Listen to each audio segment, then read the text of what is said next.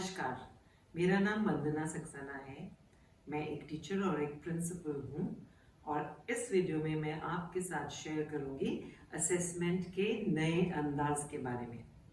पहले ज़माने में वैदिक टाइम्स में असेसमेंट्स बड़ी सरल सी होती थी, रोट मेमोरी और कुछ रेसिटेशंस, चैंटिंग्स के ऊपर डिपेंड करती थी।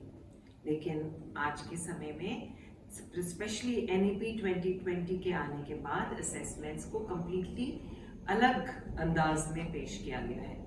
तो ध्यान से सुनिए। हम में से बहुत लोग अपनी बच्चे को स्कूल भेजते हैं, उसके प्लानर को देखते हैं तो सबसे पहले हम नोट करते हैं कि बच्चे के एग्जाम्स किस समय होंगे, मतलब हाफ ईयरली एग्जाम्स और साल के आखिर में एनुअल एग्जाम। सो इस नॉमेनक्लेचर या इन नामों से हम सब वाकिफ हैं। और उसमें होता क्या है, बच्चा जाता है स्कूल, 3 घंटे एग्जाम लिखता है, पेन पेपर टेस्ट करता है, जो सारे साल में या 6 महीने में बच्चे ने सीखा है, क्लास में अपने आप सेल्फ स्टडी करके जो मेमोराइज किया है उसको वो इस एग्जाम में लिख देता है बच्चा, और उसको हम बोलते हैं असेसमेंट ऑफ लर्निंग, यानी कि summative assessment. In a way it's a final kind of an evaluation of what the child learned, और एक फाइनल सी स्टेटमेंट है। इसमें ये नहीं देखा गया कि उस समय हो सकता है बच्चे का मेंटल स्टेट अच्छा ना हो और उस समय बच्चे ने अपने कंटेंट को या अपने एग्जाम को सही तरीके से नहीं कर पाया हो because of other external factors. एक फाइनल ग्रेड और एक स्कोर जिसको एक स्टैंडर्डाइज्ड वे में हम प्रेजेंट कर सकते हैं, ये पहला तरीका है और इसकी हम सबको आदत है। और बल्कि इसकी दहशत में हम अपने बच्चों को काफ़ी कुछ करवा लेते हैं क्योंकि माइंडसेट बन चुका है और वो हमारा माइंड उसके ट्यून में है।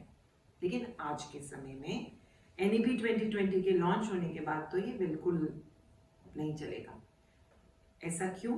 क्योंकि माना ये जाता है कि असेसमेंट को हमने साइंस ऑफ लर्निंग से कनेक्ट करना है।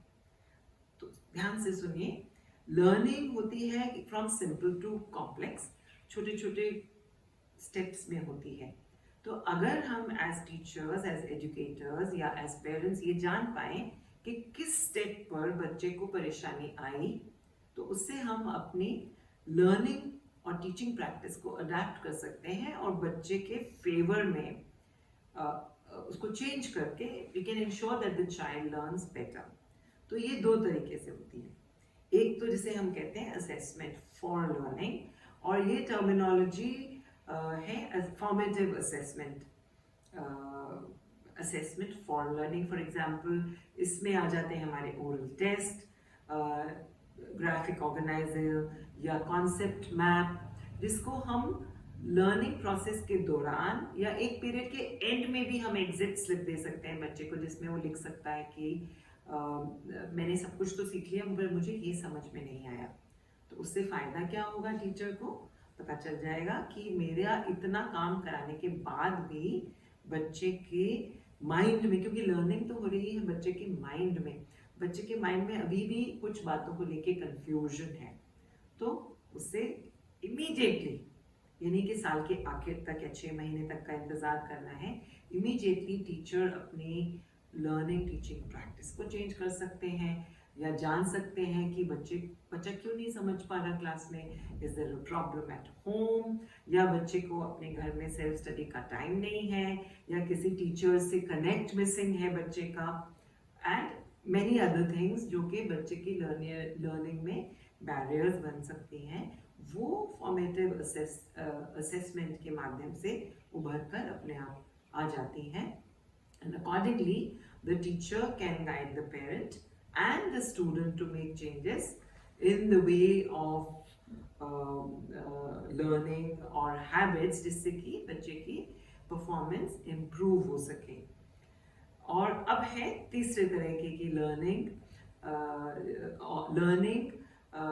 assessment in and as learning, and this is something children enjoy maximum because इसमें काफ़ी जिम्मेवारी लर्निंग की बच्चों पे भी रेस्ट करती है। इसमें नॉलेज को टीचर और स्टूडेंट एक कोलैबोरेटिव वे में को कंस्ट्रक्ट करते हैं। एक टीम में लर्निंग होती है, हर एक की अपनी अपनी अलग अलग जिम्मेवारी बांट दी जाती है, और इस टाइप के असेसमेंट के लिए प्रॉब्लम सॉल्विंग अप्रोच में सबसे ज़्यादा इफेक्टिव रहती है। Centre of the learning is the problem. अब उस प्रॉब्लम को सॉल्व कैसे करना है, उसका डिजाइन, उसका स्केड्यूल, उसकी प्लानिंग, स्टेप बाय स्टेप देखना है, इसका क्या इम्पैक्ट आ रहा है, ये सब टीचर और बच्चे इकट्ठे मिलकर कंस्ट्रक्ट करते हैं। तो यहाँ पर हो गई assessment in and as learning. अब पेरेंट्स के लिए ये मैसेज है कि आप ध्यान रखिए कि अगर आपके स्कूल में आपको कहा गया है कि बच्चे की असेसमेंट्स हो रही हैं लेकिन रिवीजन साथ में चल रही है, तो ये मत सोचिए कि फाइनल एग्जाम तो बाद में ही आएगा तो हम तब बच्चों को स्कूल भेजेंगे या तभी बच्चे के लिए हम घर में पढ़ने की सुविधा करेंगे। ऐसा नहीं सोचना है, क्योंकि every presence in class, every interaction in class को असेस किया जा रहा है, और किसके फेवर में, किसके हित में, एक बच्चे की इम्प्रूव्ड लर्निंग एक्सपीरियंस को डिजाइन करने के लिए।